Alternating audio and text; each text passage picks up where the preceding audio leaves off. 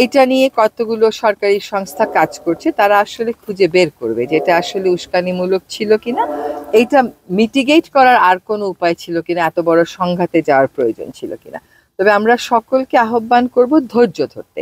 এখন যখন দেশ গড়ার সময়, তখন যদি আমরা দেশ না গড়ে এরকম সহিংসতা সংঘর্ষে জড়িয়ে পড়ি, সেটা কারোর জন্যই সুখ হবে না। বিশেষ করে আমরা কিন্তু আমাদের শিক্ষার্থী সমাজের উপর একটা অনেক বড় ভরসা রাখি। দেশের যে ফ্যাসিজম চলে গেল, গণতন্ত্রের পথে যাত্রার একটা সুযোগ তৈরি হলো। এই জন্য শিক্ষার্থীদেরকে আমরা সবসময় অভিবাদন জানাই। তারা যেন এই জিনিসটাই সবসময় তাদের মনোজগতে রাখেন যে গণতন্ত্রে যাওয়ার পথটা এমনিতেই আমাদের জন্য খুব কঠিন। তারপরে আমরা যখন যাত্রাটা শুরু করলাম, কোনো অসহিষ্ণু আচরণ ট্রেনের জন্য যেন সেটা বাধাগ্রস্ত না হয়। আর একটা যে সকলকেই ধৈর্য ধরতে হবে, কারণ সকল বিবাদের, সকল বিরোধেরই শান্তিপূর্ণ সমাধানের পথ তো রয়েছে।